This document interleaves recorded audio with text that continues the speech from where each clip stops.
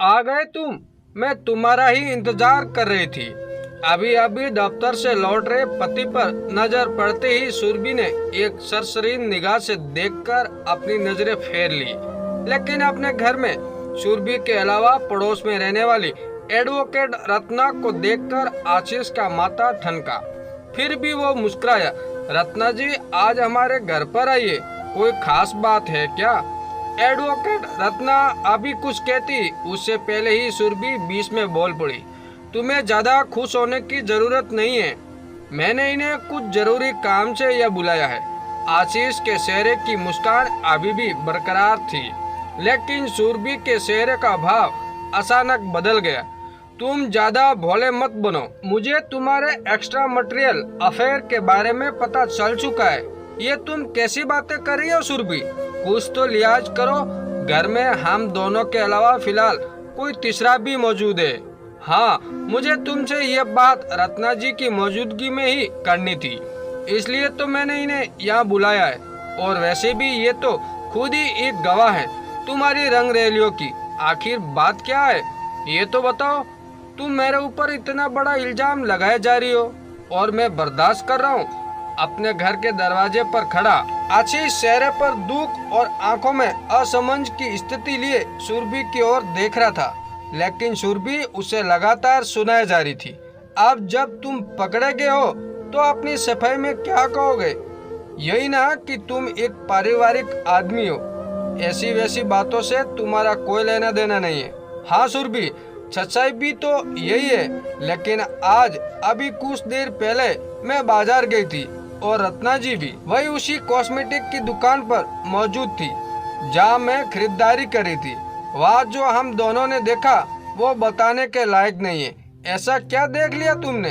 आशीष को आश्चर्य हुआ, लेकिन सुरभि आगे बताने लगी।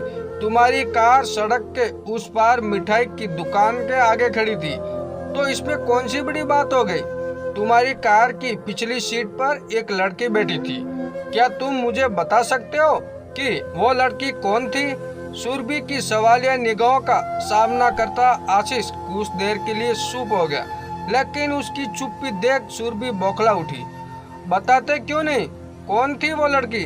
सुरभि, मैं तुम्हें बताने ही वाला था, लेकिन ये सब कुछ अचानक इतनी जल्दबाजी में हो गया कि मैं तुम्हें कुछ बता ही नहीं सका। तो अब बता दो। सुरभि ने आशीष के चेहरे पर अपनी नजर गड़ाए रखी। आशीष ने एक नजर वही बैठी रत्ना जी की ओर देखा और घर के खुले दरवाजे से अचानक बाहर चला गया। आशीष के पीछे पीछे सुरभि भी दरवाजे तक आई, लेकिन दरवाजे के बाहर का नजारा देखकर वो अवाक रह गई। सुरभि का छोटा भाई नीरज एक लड़की का हाथ थामे बाहर दरवाजे की ओर में खड़ा था। सुरभि ने गौर से देखा तो पल भर में पहचान लिया कि वो ही लड़की थी जिसे अभी कुछ देर पहले उसने बाजार में अपने पति आशीष की गाड़ी की पिछली सीट पर बैठे देखा था। तभी सुरभि की नजर गाड़ी अपने घर के गैराज में लगा वापस आते अपने पति आशीष पर पड़ी। आशीष ने सुरभि की जिज्ञासा का समाधान करते हुए उसे पूरी बात बताना जरूरी समझा। सुरभि, ये दोनों एक दूसरे को पसंद करते हैं, शादी करना चाहते हैं और तुम्हारा भाई मम्मी पापा से पहले तुम्हें अपने जीवन साथी से मिलवाना चाहता था, इसलिए मैं इन्हें अपने साथ घर ले आया। अपने पति की बात सुनकर सुरभि अचानक निरुत्तर हो गई, लेकिन आशीष ने अपनी बात पूरी की। तुम्हारे होने वाली भाभी तुमसे खाली हाथ मिलना नहीं चाहती थी, इसलिए मैं और नीरज इन्हें कार में ही छोड़कर मिठाई की दुकान से मिठाई खरीदने चले गए थे और शायद तुमने इन्हें वही मेरी कार में बैठा देखा होगा। पूरा मामला समझने के बाद सुरभि को अपनी नासमझी पर शर्मिंदगी महसूस होने लगी।